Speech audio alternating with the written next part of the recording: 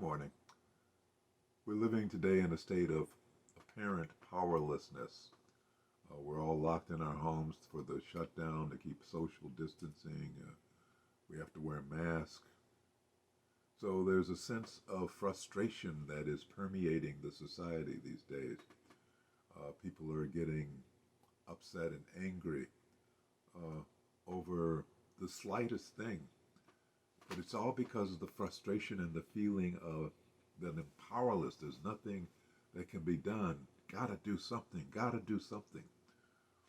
But physical action is probably the least effective thing one can do in many situations. I know I grew up with the teaching that I had to do something to be a go-getter and get out there and make it happen, make it happen, make it happen. But the truth of the matter is, it's not up to us to make it happen, at least not physically. What we need to do is go to a higher level. If we're not happy with what's going on in our lives, if we're not happy with situations, if we are feeling locked into a situation that is not for us, then doing something may not work because we don't know what to do. We've got to go to a higher level. We've got to turn to infinite intelligence, also known as God. We've got to turn to a higher source. Going to God is like going to being in a retail store and not being satisfied with the service and saying, let me talk to your manager. Let me see your manager. Let me go to a higher source. Let me go to somebody who has some power to do something here. Well, that's what God is. God has the power to do something here. Do something that we cannot do. So we'll call on God. Call on God and then get out of the way and let God do its work.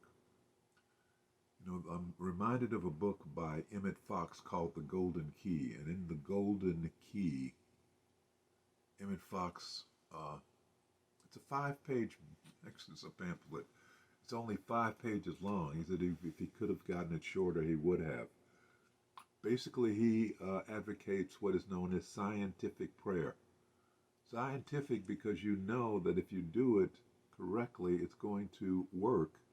And it's going to repeat and repeat and repeat in its work. Scientific prayer.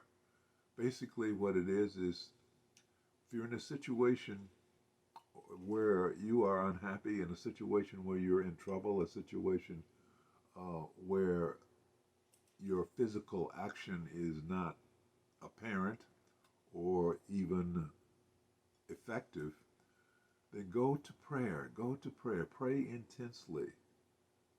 And then step back and turn it over to God. Pray intensely. Think about God. Don't think about the situation. Think about God. See, by thinking about the situation, by focusing on the situation, what you're doing is you are hypnotizing yourself and locking yourself into the situation because you are giving it power. You are giving it a reality that it does not deserve. So pray to God intensely and get your mind out of the situation, get your mind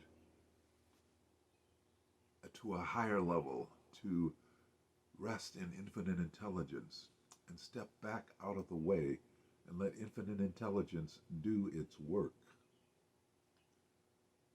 I'm reminded of many things, but I'm reminded of a situation a long time ago where this was so apparent. I remember I was a pharmaceutical salesman, and just to let you know how long ago this was, I was a pharmaceutical salesman, and my job was to introduce the American Medical Society to this new wonder drug that was going to replace aspirin called Tylenol. At the time, it was only available through prescription. Uh, so I was going to doctors' offices and selling them on the value of using Tylenol and how Tylenol had no side effects, which we know is not true now. Uh, But I hated my job, even though, even though I was getting great salary. I had a beautiful company car, brand new, um, uh, expense accounts, all those things that people think would mark you as being successful.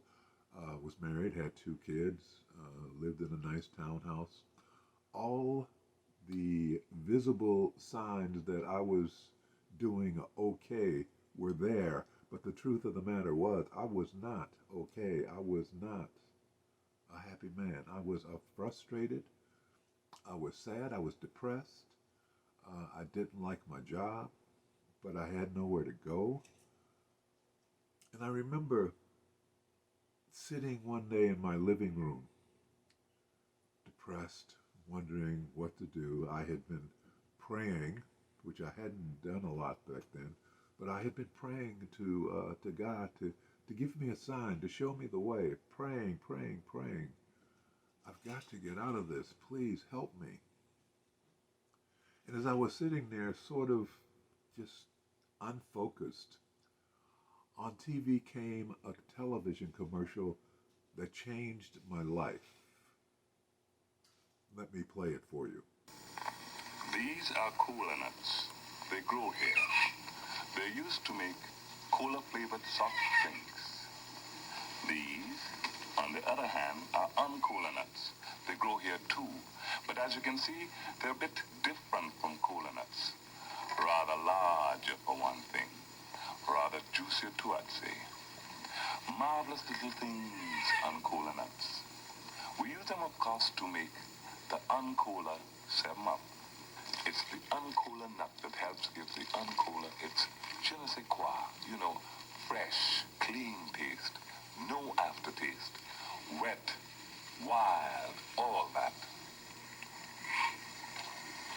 Marvelous, absolutely marvelous. Just try making something like that out of a cola nut. Why, it's even prettier than a cola.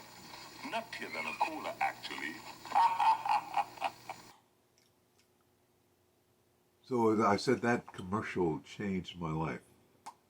I remember when I was watching it, all of a sudden, I woke up. I focused. I was attentive. I was focused on the television. There was something going on. I didn't know what it was, but there was something going on as I was watching this commercial.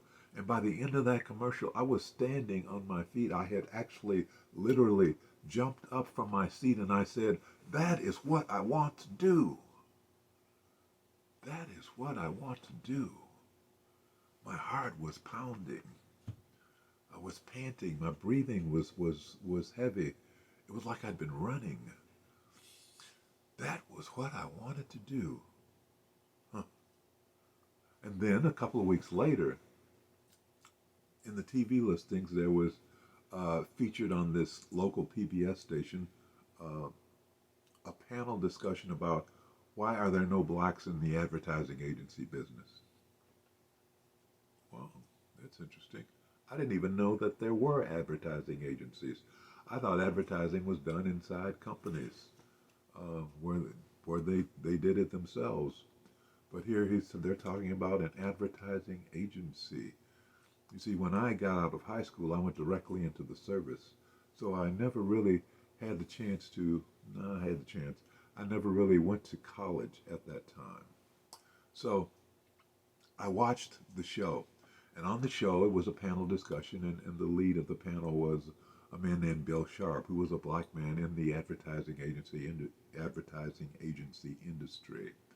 And he was talking about the fact that the newly formed, well, Office of Economic Opportunity had been looking at the industries where black people had been excluded, and the advertising agency business was one of those.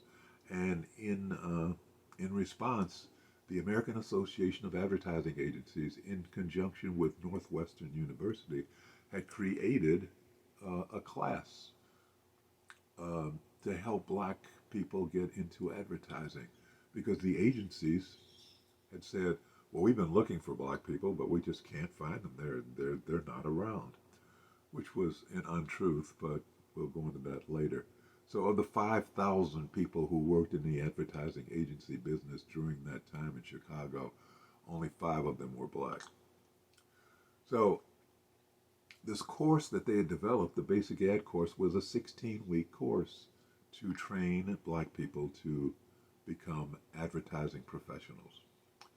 They gave a phone number. I called the number. I got an appointment. I went down and for interviewing, and apparently 600 people had responded to this.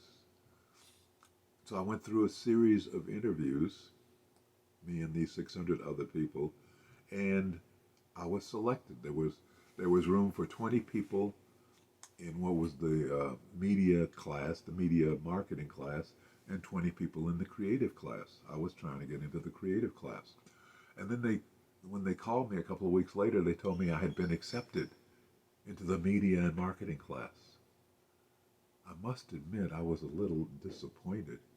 I wanted to be in the writing class. So I shared that with them, and they said, well, we know that you said you wanted to be a writer, but we're looking at your background. We're looking at your interviews, and you displayed a marvelous talent for business and math. And so we thought you'd fit perfectly into the media and marketing part of the business. Media is where the power is, because those are the people who spend the money to buy time on television. They're the people who actually, to a great extent, control programming on television. So that's where they wanted to put me, even though I wanted to be a writer. But I had to accept it in my mind, because this is the chance to get into this advertising agency business, and maybe once I'm in, I can do something about getting to where I want to be.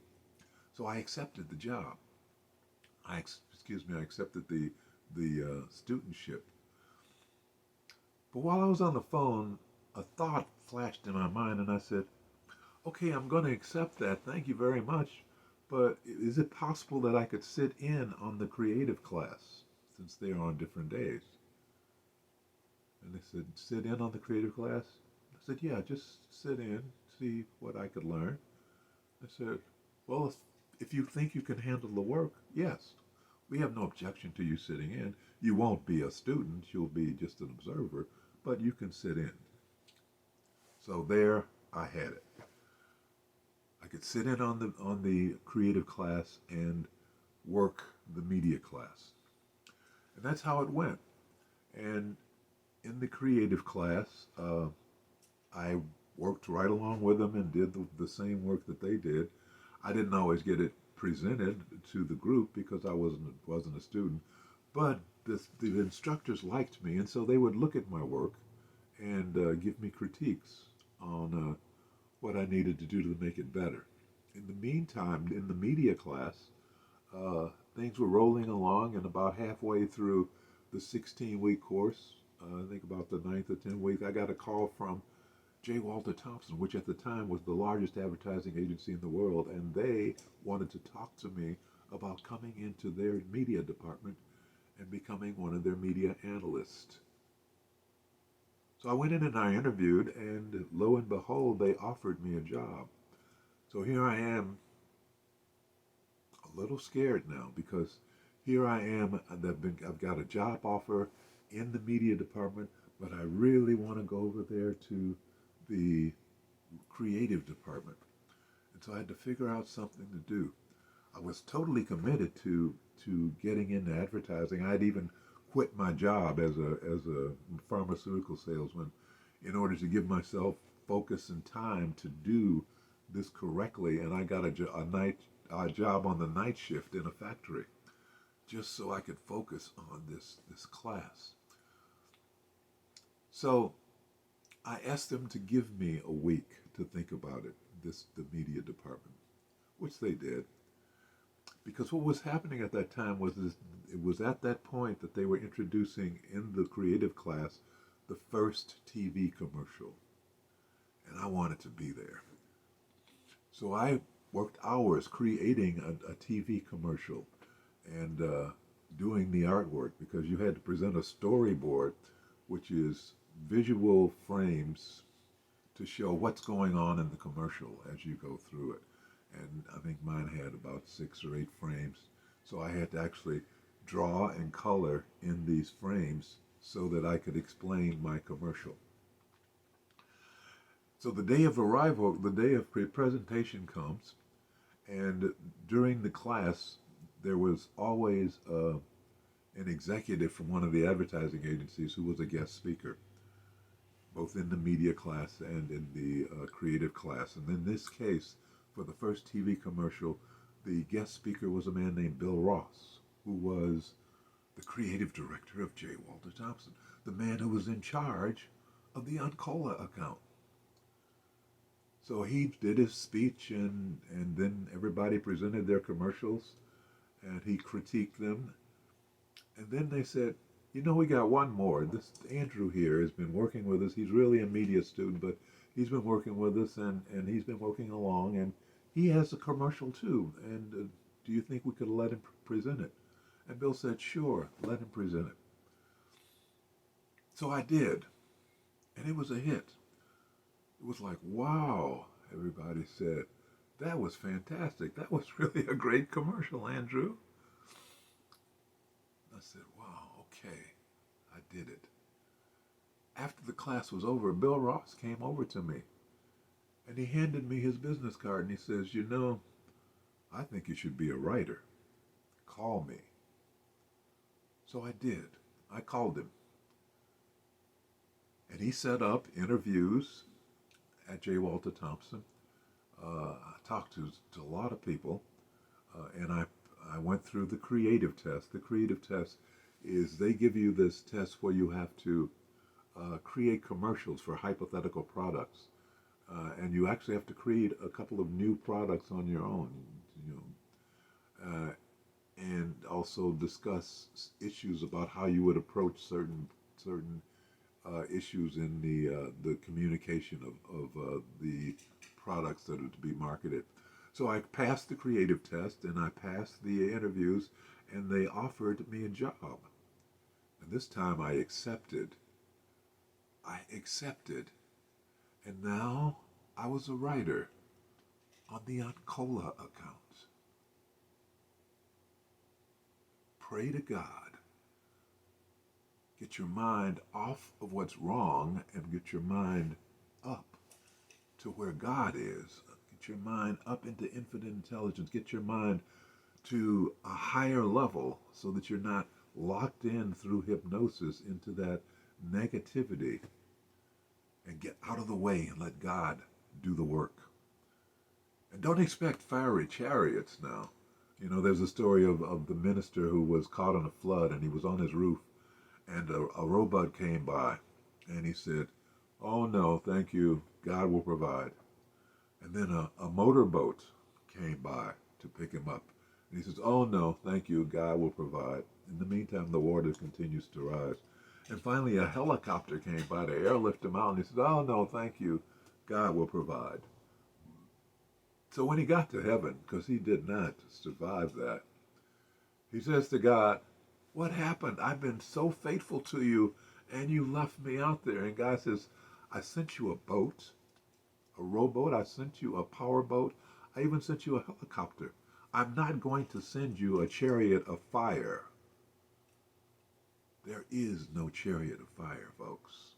When you pray and you ask for God's help, remember, there is nothing that is not God. And so little things will happen.